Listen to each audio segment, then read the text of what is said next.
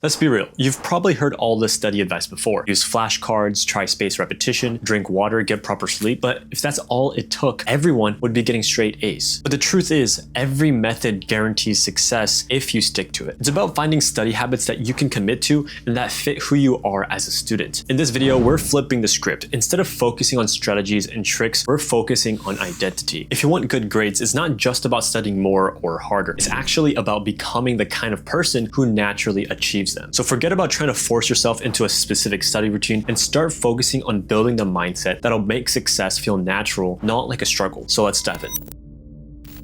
If you don't know me, I'm Shunwoo Lee and I run Inspirate Consulting, a college admissions consulting firm where all of our clients got into one of their top 3 choices, including schools like Harvard, UPenn, Princeton, and Berkeley. So we know a thing or two about this whole process. Now, going back to the point of high school study habits that actually work, I'm not going to preach about spaced repetition or using flashcards as if it's the silver bullet that solves all your problems. Like I said before, any study method works, but the best one is the one you truly stick with. Now, you might ask, how do I become more consistent with that though? Because most of the time, it feels like a constant struggle battling against procrastination. There's always new videos to watch, games to play, friends to hang out with. But if you're able to commit to becoming the person that shows up on time, studies days in advance of tests, and puts in time outside of school for the extracurriculars, there would be no gimmicky study hack that you need to know. And a side note, there is no study hack. There's no shortcut to the road that which you're taking. There's no single silver bullet to solve your problem. So the first thing I'd say is to stop focusing on your grades and start focusing on yourself as a person. Now, why do I say this? It's because the quality of your inputs equals the quality of your outputs. If I had an app on the App Store and I wrote some random lines of code, the app would turn out slow and inefficient. Why is that? It's because I didn't put in quality lines of code. If I took the time to write concise lines of code that gets the job done in the most efficient way, the app would be faster, there would be no bugs, and ultimately a successful app on the App Store. And the same can be said for ourselves. If we don't put in the proper time and effort into our work at school, guess what? The outputs we get out are shit too. You have to focus on becoming the kind of person who naturally achieves them instead of stressing over them. If you were the type of student to wake up early, read every chapter they assign, study properly, and do extracurriculars in your free time, it would be damn hard to be a bad student. Now, if you want to become this type of student, you have to embody the high achieving mindset. Students who achieve great feats consistently are curious, persistent, and are impeccable at time management. They care about where they spend their time as much as they care about where they spend their money. Time is money, people say, but if you're a student,